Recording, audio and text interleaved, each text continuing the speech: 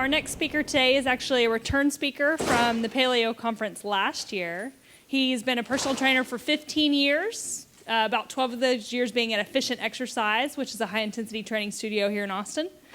And he's also about to complete his master's in exercise science in the fall. Please welcome Skyler Tanner.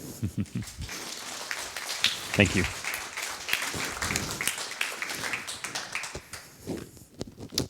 Aging with strength. Y'all looking at me like, what, he's 30? Maybe. I do have some gray hairs.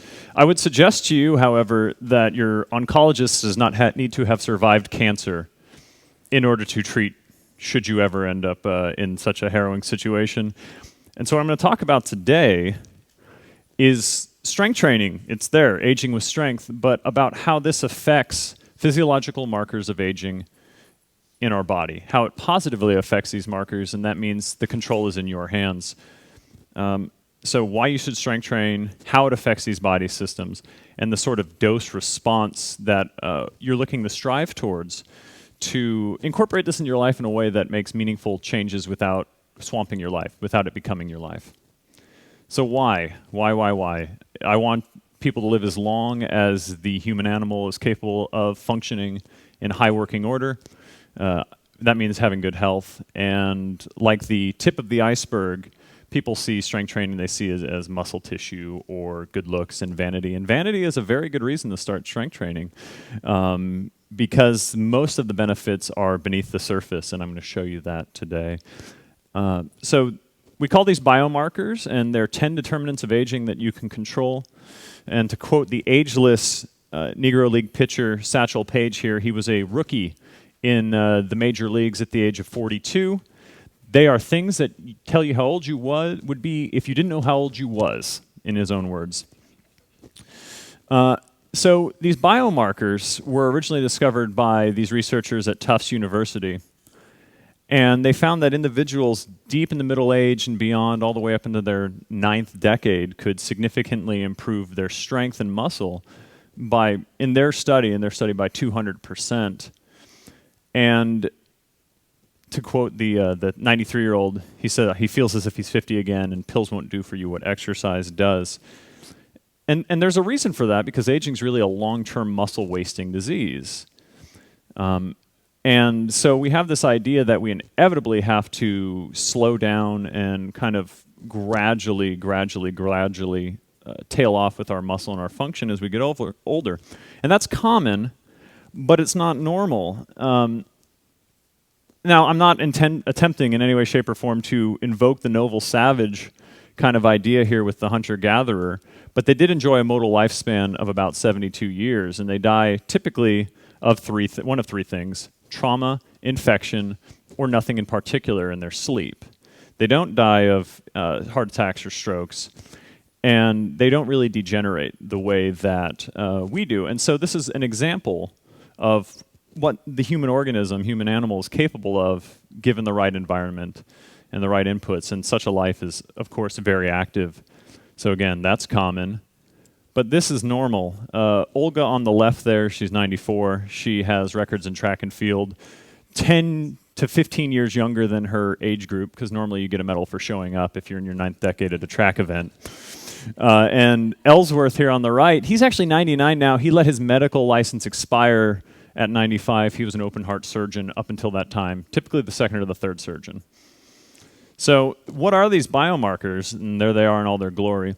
And I start with strength and muscle mass on there because it is from here that everything else arises. It is the ground in which all of these other biomarkers are built upon and affected by.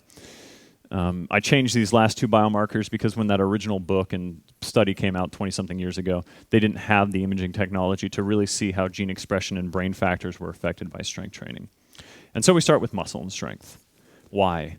Because muscle mass is our largest, heaviest endocrine and immunogenic organ. People like to say skin, but by weight, it's muscle. And sarcopenia, it is loss of muscle mass through aging. And this is important because strength training alone is independently associated with functional ability in the elderly. Now, you'll see me making these footnotes, and I'm going to put that all up on my website in case you want to dig deeper into this sort of thing. One other thing, too, balance is significantly affected by strength. Balance is not a magical lump of wonder stuff that you just have a cup of somewhere in your body. It is a sensitive nervous system and strong muscles acting together to right your center of gravity over your base of support. Stronger muscles, better balance. And that's what I was talking about right there.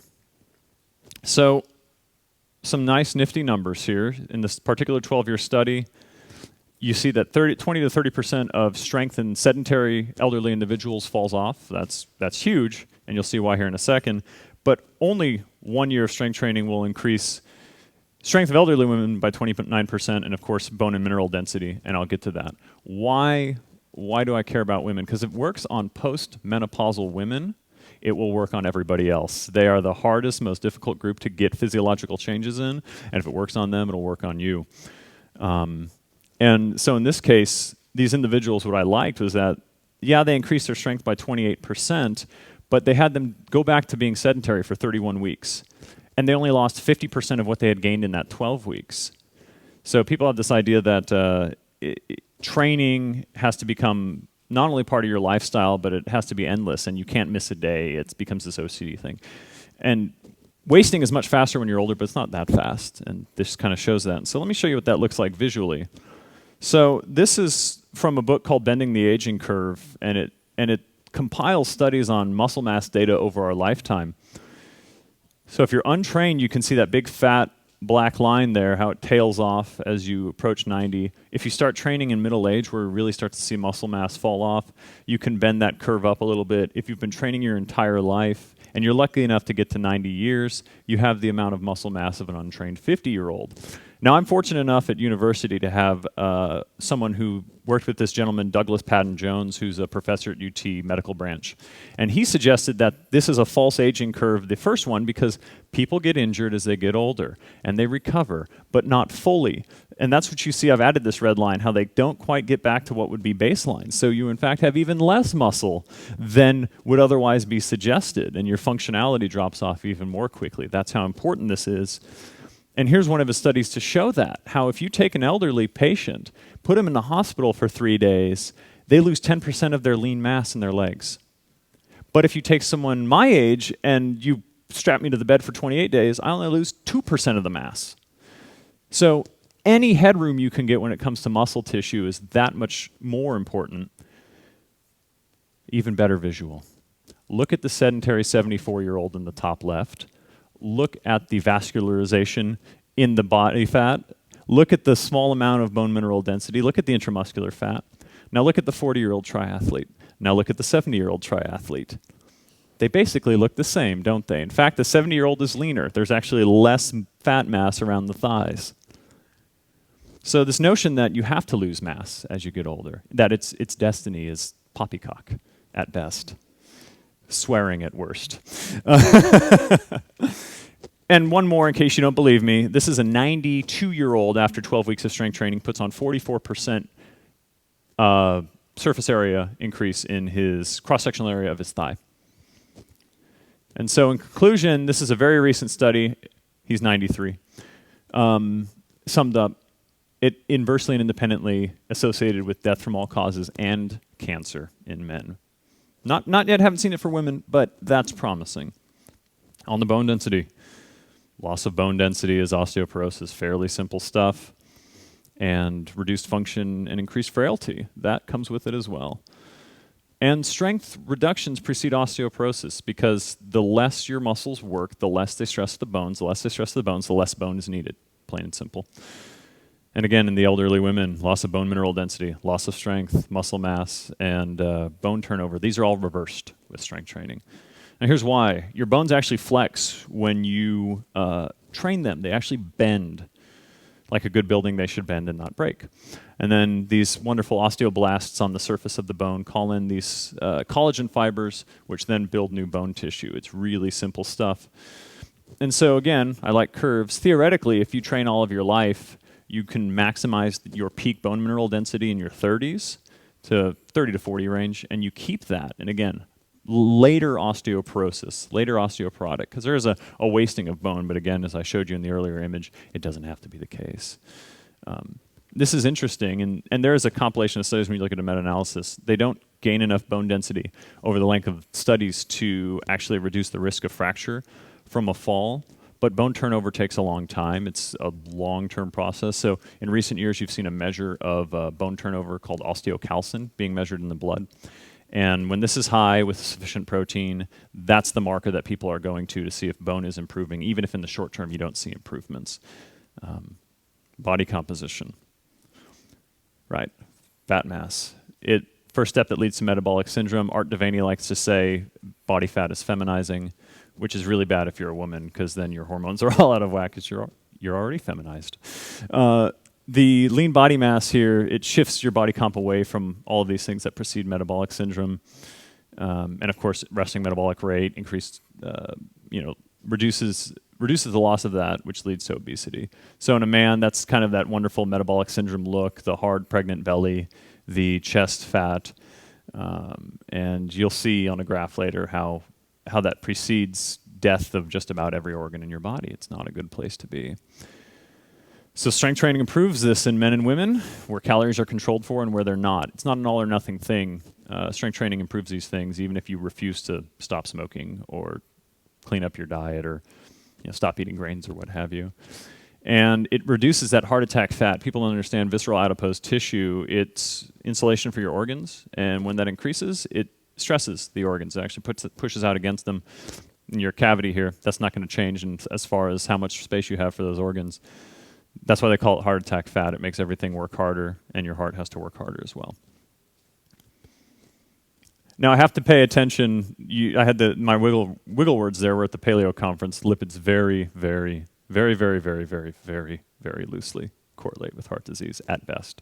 But it is a marker that your standard doctor who doesn't know any better will look for. So let's talk about how resistance training will improve that. The recent meta-analysis sums it up best. A little bit of cardio really does nothing. If you do kind of sprinty type work, which is very nature resistance training, right? It's hard, it's aggressive. It increases HDL, and for whatever reason, resistance training, based on all the data, seems to improve LDL. But what's really important, the image is not the thing. People use blood lipids as a marker for, how's your heart? How's your heart? And it's so far away from your heart that what's really important is we should talk about how strength training affects the heart. And so when I talk about hemodynamics, it's the pumping nature of the heart combined with the vascular system. The cardio to the cardiovascular system. This is not aerobics, and I'll get to that later because it's a zeitgeisty thing. People use them interchangeably, and they're not the same thing. So there it is, hypertension, increase in resting blood pressure. If you can get to 85, hypertensiveness stops being a risk factor for death. For whatever reason, it just does. To quote Donald Trump here, to quote one of my professors, it's just a 4-chambered pump. To quote Wired magazine, it's the heart is the Donald Trump of the human body. It attracts far more attention culturally than it genuinely merits. But this is why people like it. They're worried about a heart attack. They're really worried about this stuff. So strength training shows about a 7 millimeter mercury pressure reduction in blood pressure.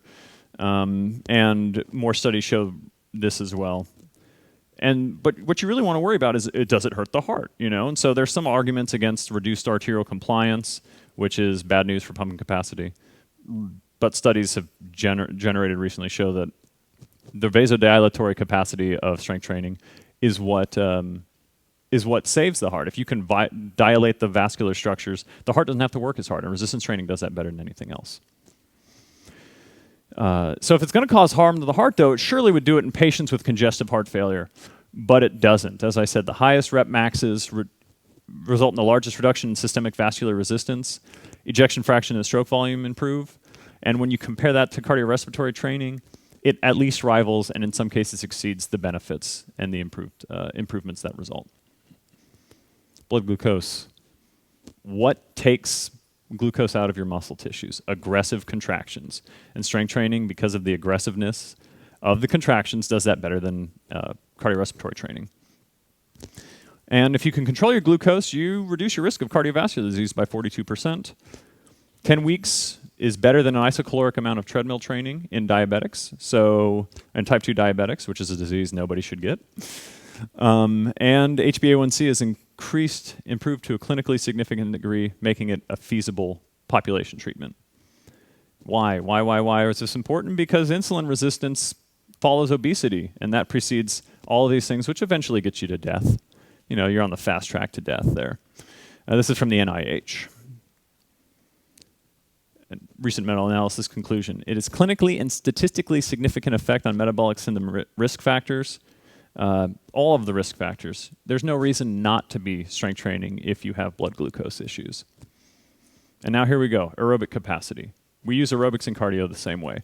They're not the same thing. So people do cardiorespiratory training to improve their fitness as far as delivering oxygenated blood to the organs. That's what the heart and lungs do. But at the muscle, the muscles take that oxygenated blood and do with it. And that's part of your metabolism. That's the aerobic subsegment of metabolism. And higher levels of physical fitness appear to delay all-cause mortality, right? So, as I just said, most important adaptations occur in the muscle tissue. And there's a reason for this. I'm going to give you the quickest little bit of biochem here. That round circle in which the red line is leaning into, that's your aerobic subsegment of metabolism. It is entirely reliant upon substrate delivered from everything outside of it. So when you train intensely with weights or sprints, that substrate gets turned to lactic acid because it is produced faster than your aerobic metabolism can deal with it. So when you go home after that hard session and are working, you get what's called EPOC, which is this triangle on the end here. You are doing aerobics while you're hanging out, driving home, eating your after-workout meal, what have you, due to strength training, resistance training. So 12 weeks of resistance training increased walking endurance at 80% of VO2 max, again, in elderly women. If it works for them, it'll work for us.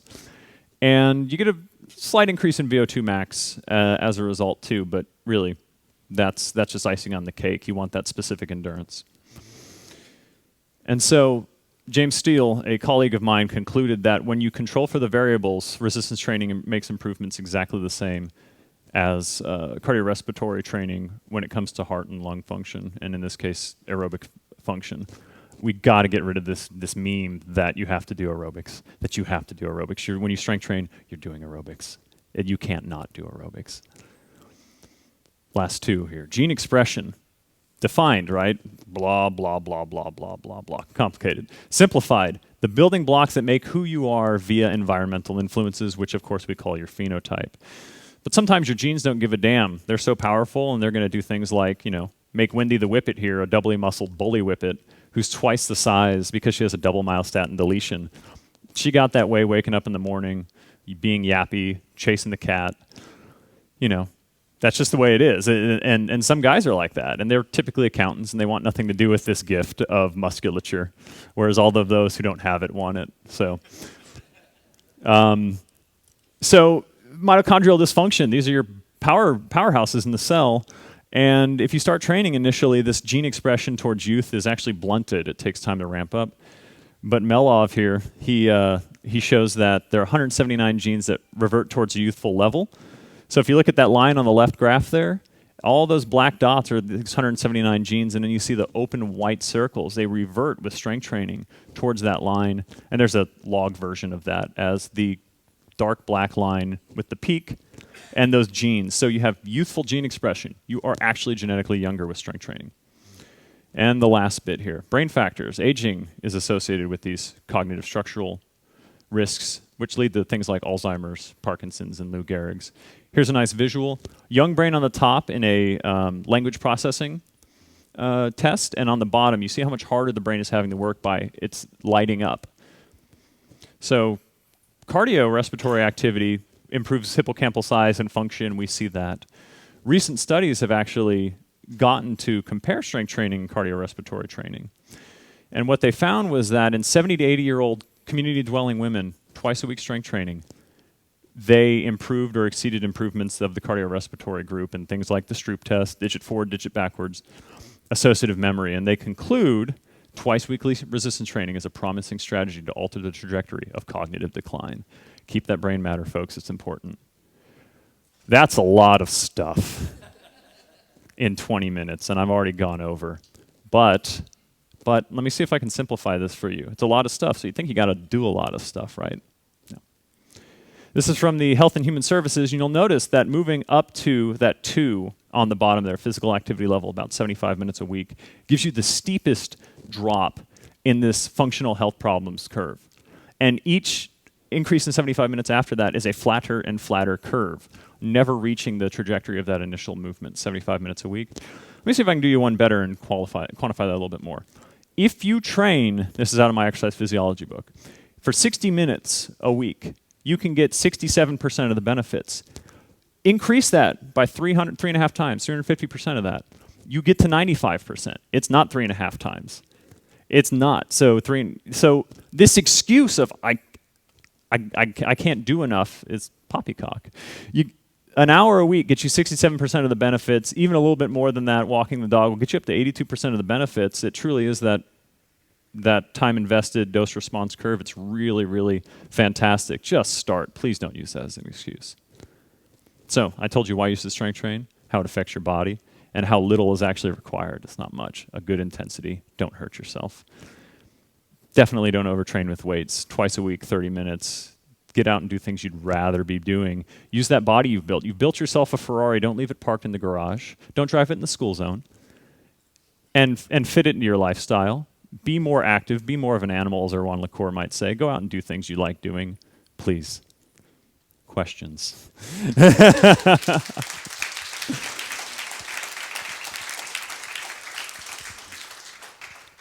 You've left yourself a few minutes for questions.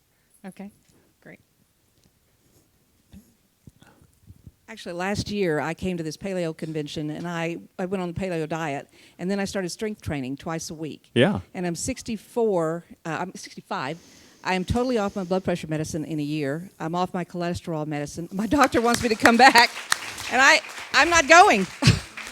I started weaning myself off, but then I started doing the strength training twice a week, and it's remarkable. I mean, my balance is better. I climb stairs. I'm going up and down the stairs. I don't even wince. Yep. So it works. Yep.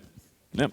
I mean that study was done in the early 90s, and you would think like this would have been big time news, and yet it's just the nature of the fitness industry. The next newest, shiniest toy. It doesn't take much to really twice a week, and everything gets better. So. Any other questions? I was just wondering what type of results you get in the elderly people you train, if you have any kind of strength results or muscle gain. Sure. So we use a DEXA scan to actually quantify this, and I jokingly say my job is charming women between the ages of 55 and 65 on a daily basis. And that's also kind of like, I think you shouldn't get hurt trying to get healthy. And so what I see, most of these women come to me and there's the functional stuff, like I'm climbing the stairs better, my balance is better. But the ones who do have the regular bone density stuff, I've seen increases in bone mineral density to the tune of as little as 3 and as much as 7% in 1 year. Now 7% is huge. This woman was especially motivated, and she wasn't on any bone building meds. She took vitamin D, K2, calcium, and magnesium in addition to strength training twice a week, and was willing to do things like heavy negatives and stuff that got more bend in the bones, more mechanical loading. But loss of blood pressure, blood glucose control, those are all things that I regularly see. Definite blood pressure reductions. They say 7 TOR. I see more than that. I see more than that in my trainees, but that's an N equals 1 or an N equals 3 kind of thing. So that's pretty regular for me. Skyler, you spoke to the fact that the sprints is actually helping with resistance training as well. That's right. So can you speak a little bit to integrating sprints and weight training, include the sprints as part of that 75 minutes a week, or in addition to, above and beyond? Is it detrimental? Is it helping the dose response curve? When you look at the data, the problem when people with resistance training tends to be people who are high volume cardiovascular individuals, and the suggestion is substitute 20% of their distance for strength training, not pile it on. Because of the anaerobic nature of, I jokingly say, like sprinters are kind of like lions. They sort of lay around, they're lazy, they're joking, and then they have these huge outbursts of energy, and that gives that huge epoch, that curve I was showing y'all. So if you treat that like, say, you're going to train your legs twice a week, well, I would suggest, depending on how much of a sprinter you are, if you're competitive or not, you could substitute one sprint bout for a strength training bout in the legs. So you could conceivably say one full body workout a week, one sprint type day a week, and then an upper body workout. And that could be and if you like to run more, then you're going to have to play. No, if you're once a week or kind of like all out get it, then that would be the way to do it. Some people will even put it on the same day, just legs in the morning, upper body in the afternoon. It makes for a tough day, but then you have more days of laying around. And if you're really a sprinter, you'd rather be not doing much. Hi. I would like to know if you could comment on body weight, strength training versus weightlifting. Absolutely. What's your preference or results? Sure. So I use strength training. I tried to, they like saying strength training. People associate with that dumbbells, but gymnastics is resistance training. Anyone who can do the iron cross is not going to be lacking in bone density. And the bounding and the tumbling, the impact is going to bend the bones. And you see this too, that they have lots of older individuals doing sort of low intensity plyometric activity. From my perspective as a business owner, if I hurt someone doing that, they'd bury me under the courthouse. So I would not do that with my clients, but there is data suggesting that that's a really good thing to go, the bounding, the tumbling. Being able to do chin-ups and muscle-ups or heavier ring dips is a very viable option and falls in that resistance training spectrum. Just one of the things I suggest is make sure you can progress it, right? Because at some point when you're doing 30 to 70 blast strap push-ups, then it's probably time to add a weight vest to get a little bit more external resistance. But most people aren't in danger of maxing that out, and it's a very viable option. I coached a guy recently who was an All-American distance runner. Now he's 60, and he was concerned about this after seeing a variant of something I've presented before that talked about this, and I was like, do some chins and dips and progress them to the best of your ability. You've got enough volume and sprints in your legs, you'll be fine. So it's very viable to do it that way. You don't have to, if you don't want to live in the gym, don't live in the gym, but there are other ways to do it. And we got time for one more. Hey, with regard to aging and building muscle mass, do you have any thoughts about DHEA supplementation? DHEA, I'm surprised that keeps coming up because as far as I'm concerned, it doesn't pan out. And you see this a lot in other DHEA. The whole idea was you drive DHEA up, and downstream of that, you'd increase testosterone, which in turn would then allow for increased muscle mass. The problem is that it's less about total testosterone, it's more about free testosterone that's available to bind to these androgen receptors in the muscle tissue. And you find guys of varying testosterone levels building just as much muscle mass. It's testosterone, assuming it's within a normal range, tends not to be a limiting factor. Assuming it's within a normal range. And that's why I pointed the gene factors, like if you have a double myostatin deletion and low normal testosterone, you'll still be bigger than everybody else. It doesn't matter.